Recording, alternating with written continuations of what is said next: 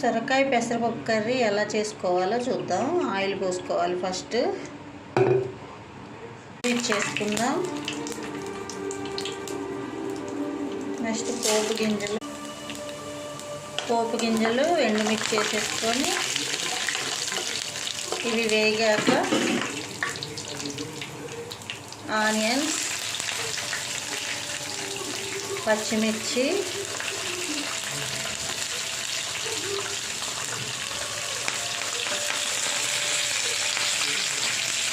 కరివేపాకు అన్నీ వేసేసుకొని బాగా సిమ్లో పెట్టుకొని బ్రౌన్ కలర్ వచ్చిన తర్వాత ఆనియన్స్, పచ్చిమిర్చి, కరివేపాకు వేయించుకోవాలి.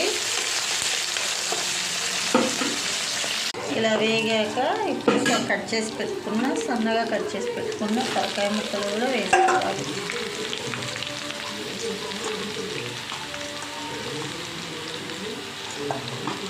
వేసుకొని కలయి పెట్టుకొని కొంచెంసేపు వేయించుకోవాలి. ఇలా కొంచెం వేగాక మనం నానబెట్టుకున్న పెసరపప్పు కూడా వేసుకోవాలి.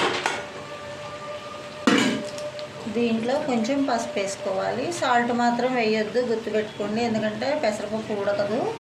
పెసరపప్పు వేసాక కొంచెం వాటర్ పోసుకోవాలి. పోసుకొని ఇలా క్యాప్ పెట్టుకొని ఉడికించుకోవాలి.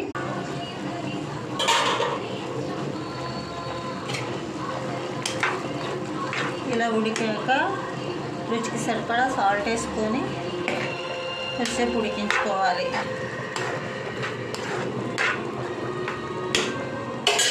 ఇలా క్యాప్ పెట్టుకొని కొంచెంసేపు ఉడికించుకోవాలి.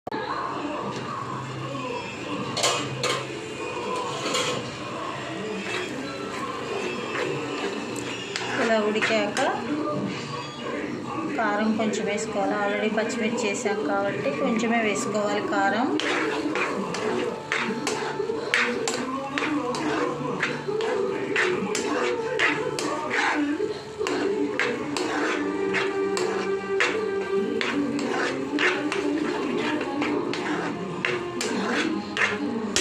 మళ్ళీ క్యాప్ పెట్టుకొని సిమ్లో పెట్టుకొని కొంచెంసేపు ఉడికించుకోవాలి.